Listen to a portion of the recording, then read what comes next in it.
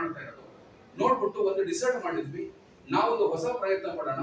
In addition to the coaching of ಯಾರೋ NEET ಆಗ್ಬೋದು ಅಥವಾ ಜೆ ಮೇನ್ಸ್ ಆಗ್ಬೋದು, ಯಾಕೆ ನಾವು ರಿಸರ್ಚ್ ಫೀಲ್ಡ್ ಅಲ್ಲಿ ಮಕ್ಕಳಿಗೆ ನಮ್ದೇ ಆದ ಒಂದು ಲ್ಯಾಬ್ಸ್ ಸೆಟಪ್ ಕೂಡ ನಾವು ಅಲ್ಲಿ ನೋಡ್ಕೊಂಡು ಬಂದು ಮಾಡ್ತಾ ಇದೀವಿ ಅಲ್ಲ. ಅದಕ್ಕೋಸ್ಕರ ನಾವು ಇದೇ ಮಾರ್ಚ್ 8 ಭಾನುವಾರದಂದು ಬೆಳಗ್ಗೆ 10 ಗಂಟೆಗೆ ಉದ್ಘಾಟನೆ ನಮ್ಮ ಡಾಕ್ಟರ್ CNR ಅಕಾಡೆಮಿ ಪೂರ್ಣ ದೃಷ್ಟಿ ಎಜುಕೇಶನ್ ಟ್ರಸ್ಟ್ ಅವರಿಂದ ನೆರವೇರಿಸಬೇಕಂತ ಮಾಡಿದೀವಿ. ಇದಕ್ಕೆ ನಮ್ಮ Bharat Ratna doctor CNR sir ಅವರು ಪರ್ಮಿಷನ್ ಕೊಟ್ಟಿದ್ದಾರೆ. ಜೊತೆಗೆ ಅವರು 11 ಗಂಟೆ 11 ನಿಮಿಷ ಭಾನುವಾರ ವಿದ್ಯುಕ್ತವಾಗಿ ಆನ್ಲೈನ್ ವರ್ಚುವಲ್ ಅಲ್ಲಿ ಅದನ್ನು ನಮ್ಮನ್ನ ಉದ್ಘಾಟನೆ ಮಾಡಲಿಕ್ಕೆ ಒಪ್ಕೊಂಡಿದ್ದಾರೆ. ಇದ್ರ ಜೊತೆಗೆ ಅವರು ಬರ್ಲಿಕ್ಕೆ ಆಗದ ಕಾರಣ 4 ಜನ ಸೈಂಟಿಸ್ಟ್ಗಳನ್ನ ನಮ್ಮ ದಾವಣಗೆರೆಗೆ ಆ ಟೀಮ್ ನಮಗೆ ಕಳಿಸ್ತಾ ಇದ್ದಾರೆ. ಇದನ್ನ ಎಲ್ಲಾ ನಮ್ಮ ದಾವಣಗೆರೆ ಅಥವಾ ಸುತ್ತಮುತ್ತಲಿನ ಜಿಲ್ಲೆಗಳ ಪೋಷಕರು ಹಾಗೂ ವಿದ್ಯಾರ್ಥಿಗಳಿಗೆ ಒಂದು ಸೈಂಟಿಫಿಕ್ ಓರಿಯಂಟೇಷನ್ ಪ್ರೋಗ್ರಾಮ್, ಇದು ಒಂದು ಇನಾಗರೇಷನ್ ಅನ್ನೋದು ಒಂದು ಸುಮ್ಮನೆ ನೆಪ ಮಾತ್ರ.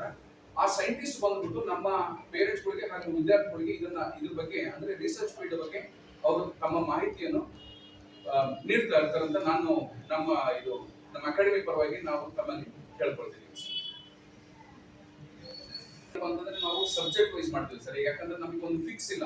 ನಮ್ಗೆ ಏನಪ್ಪಾ ಅಂತಂದ್ರೆ ಒಂದು ಯಾವ್ದು ಟಾಪಿಕ್ ಚಾಯ್ಸ್ ಮಾಡಿದ್ರೆ ನಾವು ಪರ್ಟಿಕ್ಯುಲರ್ ಆಗಿ ಬರೀ ನೀಟ್ ಆಗಲಿ ಜೈ ಮೇನ್ಸ್ ಒಂದು ಕಾನ್ಸೆಪ್ಟ್ ಇದೆ ಇಲ್ಲ ಅಂತ ಹೇಳಿದ್ರೆ, ಯಾಕಂದ್ರೆ ಈಗ ನಮಗೆ ಗೊತ್ತಿದೆ ಅದೇ ಮೇಜರ್ ಓಡ್ತಾ ಇರೋದು. ಬಟ್ ಹಂಗಂದ್ರೆ ಬಿಟ್ಟು ನಾವು ನಮ್ಮ ಬೇಸಿಕ್ ಸೈನ್ಸ್ ನ ತುಂಬಾ ಮರಿದೀವಿ ನಾವು. ಯಾಕಂದ್ರೆ ಈಗ ನಾವು ಹೇಳ್ಬೇಕಪ್ಪ ಅಂದ್ರೆ ನಾನೊಂದು ಡಾಕ್ಟರ್ ಆಗ್ತಿದ್ರು, ಇವಾಗಲೂ ಡಾಕ್ಟರ್ ಆಗ್ತಿದ್ರು. ಬಟ್ ಈಗ ಮಕ್ಕಳಲ್ಲಿ ಒಂದು ಏನಾಗ್ಬಿಟ್ಟಿದೆಪ್ಪ ಅಂದ್ರೆ ಒಂದು ಸ್ಟ್ರೆಸ್ ಅನ್ನೋ ವರ್ಡ್ ವೆರಿ ಕಾಮನ್ ಆಗ್ಬಿಟ್ಟಿದೆ. ನಿಮ್ಗೆಲ್ಲ ಗೊತ್ತಿದೆ ಅದು. ಆ ಸ್ಟ್ರೆಸ್ ಯಾಕೆ ಬೇಕು ಅಂತ ನನಗೆ ಯೋಚನೆ ಆಗ್ತಿಲ್ಲ. ಆರಾಮಾಗಿ ಕಲಿತಿದ್ದಾರೆ ಮಕ್ಕಳು. ಅವ್ರಿಗೋಸ್ಕರ ನಾವು ಬಿಡ್ತಾ ಇಲ್ಲ. ನಾವೇನ್ ಮಾಡ್ಬೇಕು ಅಂದ್ರೆ ಮುಂದೆ ಗುಂಡಿಟ್ಕೊಂಡು ಏನಾಡ್ತಲ್ಲ ಓದು ಅನ್ನೋ ವರ್ಡ್ ಬಂದ್ಬಿಟ್ಟಿದೆ.